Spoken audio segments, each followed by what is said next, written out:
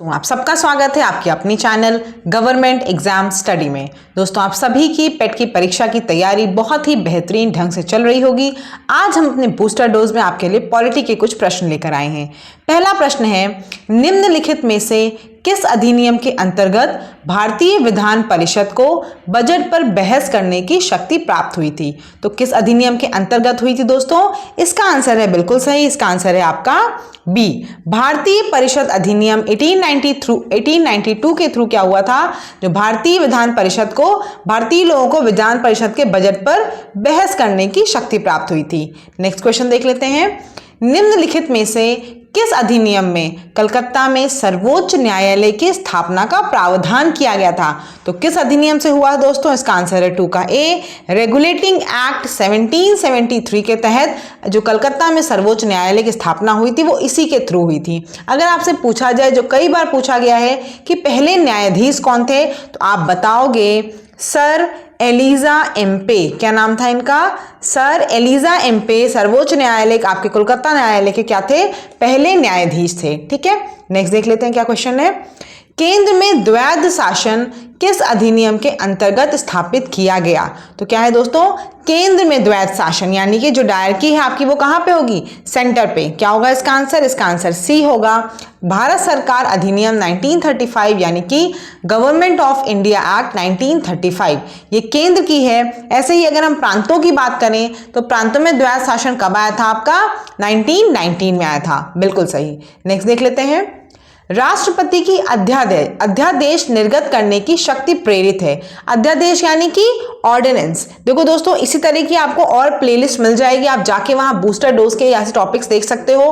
Plus आपको यहाँ पर सारा पेट का पूरा कोर्स कवर कराया जा रहा है। जनरल अवेयरनेस काफी हद तक हो चुकी है और साथ ही साथ आपको पेड ग्रुप में ज्वाइन किया जा रहा है, जहां पर आपको पेट की कंप्लीट पीडीएफ भी मिलेगी। उसके लिए क्या करना होगा आपको? 300 रुपीज का पेमेंट गूगल पे या फिर फोन पे से किस नंबर पे करना है?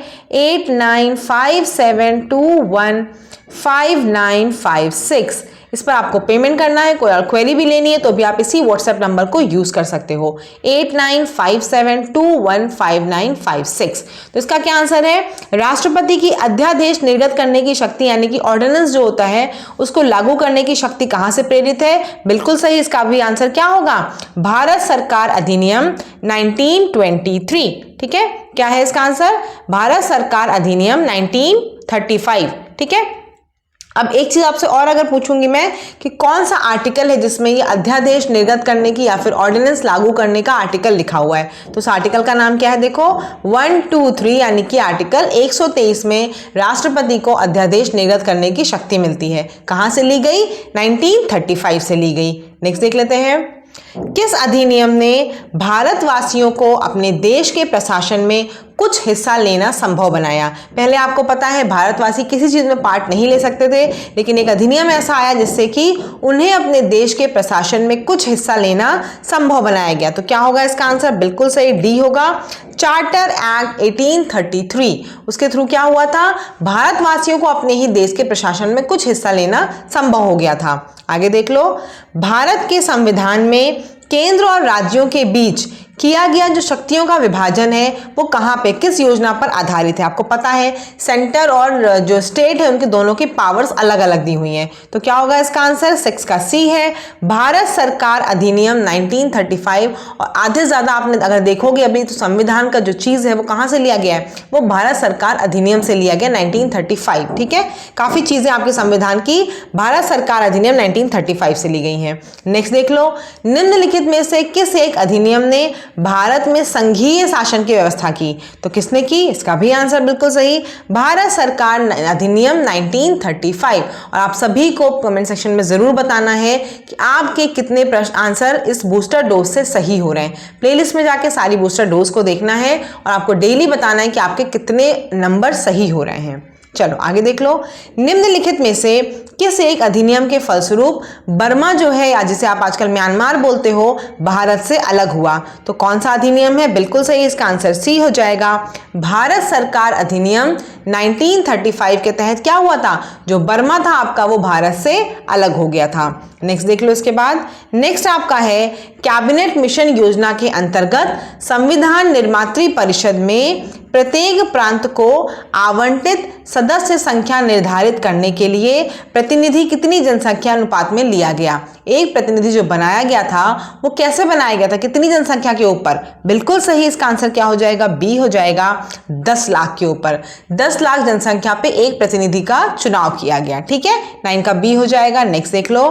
10 का आपका है निम्नलिखित में से कौन अगस्त 1946 में गठित प्रथम अंतरिम राष्ट्रीय सरकार का सदस्य नहीं था? तो देखो आपको बता रखी हूं मैं, जो अंतरिम राष्ट्रीय सरकार थी वो ही बहुत इंपॉर्टेंट है। जस्ट आजादी के बाद जो सरकार बनी वो भी इंपॉर्टेंट है। तो देखो इसमें क्या होगा, जो आपके कौन कौन से लोग हैं बताओ, इसका आंसर क्या होगा? Very good class. देखो इसमें क्या है, जगजीवन राम क्या थे?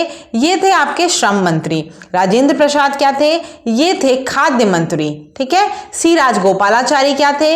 ये थे एजुकेशन मिनिस्टर यानी कि शिक्षा मंत्री। तो इन तीनों लोगों को तो मिली थी पोस्ट, किसको नहीं मिली? बिल्कुल सही, डॉक्टर एस राधाकृष्णन। तो 10 का क्या हो जाएगा? 10 का आपका सी हो जाएगा। आगे देख लो।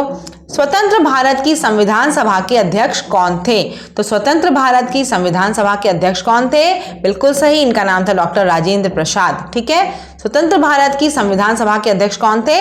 डॉक्टर राजेंद्र प्रसाद। 11 का बी हो जाएगा। नेक्स्ट क्वेश्चन देख लो क्या है। भारत की संविधान सभा का प्रथम अधिवेशन कब शुरू हुआ?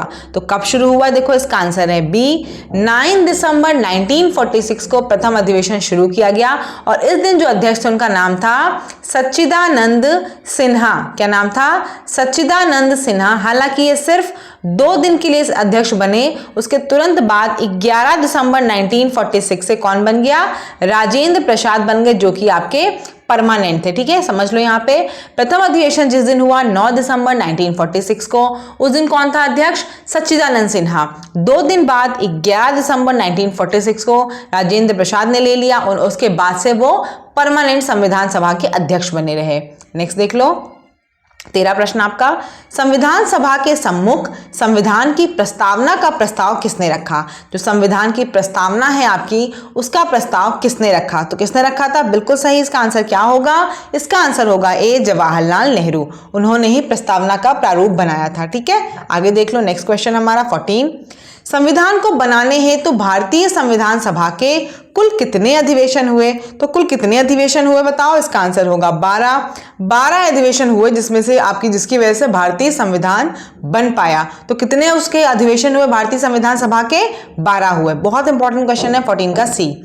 नेक्स्ट देख लो, लास्ट क्वेश्चन आज का, भारतीय संविधान को बनाने हेतु कुल कितना समय लगा? तो कुल कितना समय लगा बताओ, 15 का क्या हो जाएगा? बहुत बढ़िया क्लास, इसका आंसर होगा बी, 2 वर्ष 11 माह 18 दिन भारतीय संविधान को बनने में कुल समय लगा है। तो क्लास कैसी लगी जरूर बताइएगा। वीडियो पसंद आए तो चैनल को सब्सक्राइब करो जरूर कर लीजिएगा, और इस बूस्टर डोज को प्लस जैसे मैं बताती जा रही हूँ वैसे जरूर कर लीजिएगा, और PDF को जरूर ले लीजिएगा। आप डेमो तो उसका जरूर ही ले लीजिएगा। धन्यवाद।